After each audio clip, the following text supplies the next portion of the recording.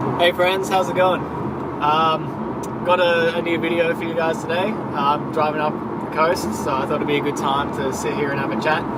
So today I wanted to talk about my 5 tips for modifying your car. And so the reason I'm doing this video now is I wanted to release the video about what cars I've owned first, and sort of, I guess they're kind of like my credentials. So I'm using my experience and what I've learned through all these cars and all this modification, that I've done with those cars. And this is what I've learned personally.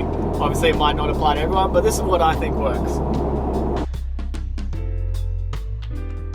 Alright, so my first point is about the car. So making sure you have the right car before you start spending all this time and money modifying the car. And what I mean by this is,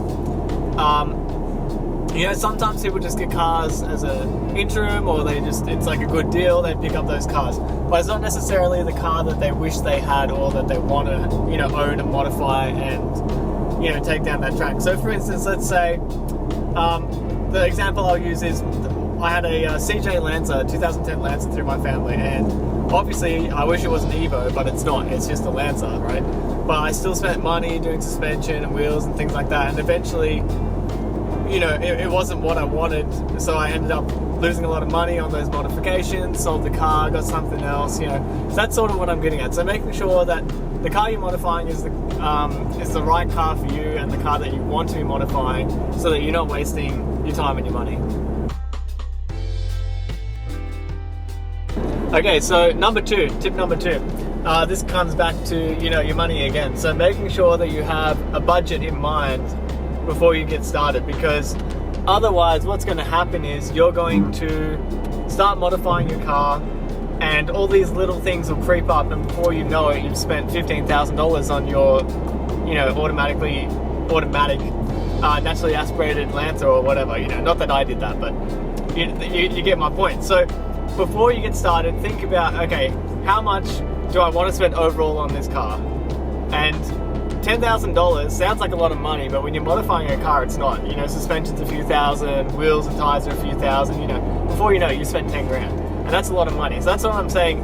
At the very get-go, you want to sort of have a budget or a figure in mind and try and stick to that, because otherwise you'll end up, a couple years down the track looking at what you've done to the car and going, wow, I've spent a lot more money than I intended to. I could have used this money to go on a holiday, or to upgrade to a better car, or, all these other things. So set a clear budget at the beginning of your build and try and stick to it.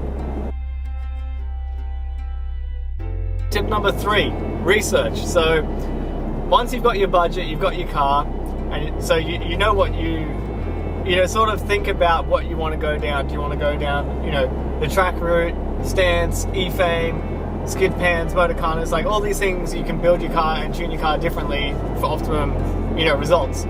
And so you want to take your time to research what you're going to be doing to the car, what parts specifically you're going to be buying, comparing in between competitors, and make sure that you're making the right decision. Otherwise, you're going to do things like buy a part, you might not even get to the point of installing it, and you'll realize, hey, this isn't what I wanted, and you've lost 40% of the value of that part.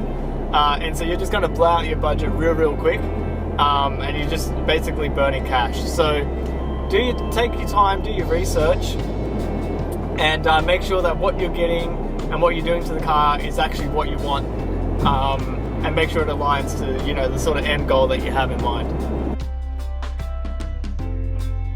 My 4th tip for you guys is take your time. So this sort of leads into the last point of doing your research. And so taking your time to plan it out. But what I mean more about, what I more mean when I say take your time is enjoy the process. So don't feel like you have to go out and buy everything at once, install it all at once in the car, and you have to finish it by, next month's meet. Or, don't put deadlines on it. Just take your time and really enjoy it. Hey, look, a pink party bus. Hey. Gangsters. Yeah, and so I lost my train of thought because of the party bus. So yeah, take your time and put one mod on the car at a time and really enjoy it and feel the difference. Like if it's something simple as a brace, put it on, make sure you've driven the car enough to, you know, feel the difference, to make your evaluation of whether that was worthwhile, and then move on. Because sometimes you'll find as well, like, oh, I've put sway bars on the car, but I've also ordered coilovers. But you might put the sway bars in first and then go, hey, I actually didn't need to order the coilovers for the end result that I was going for. Or, you know, you might do it all at once and someone might say, oh, did the sway bars make a big difference? And you'll say, well, I don't actually know because I did it all at once. So that's what I mean by taking your time. And that way you'll actually enjoy the process a lot more. And it sort of leads into my last tip here. Okay, so my last tip for you guys is do it for yourself.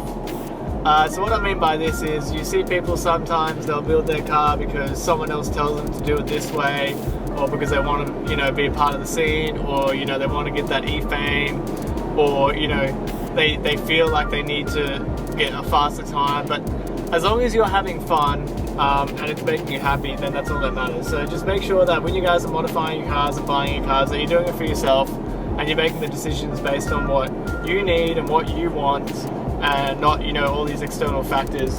And that way you'll enjoy it the most and you won't regret anything that you do.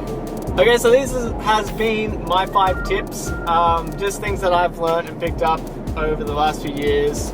I hope, you know, some of them are useful to you guys and that you've enjoyed the video.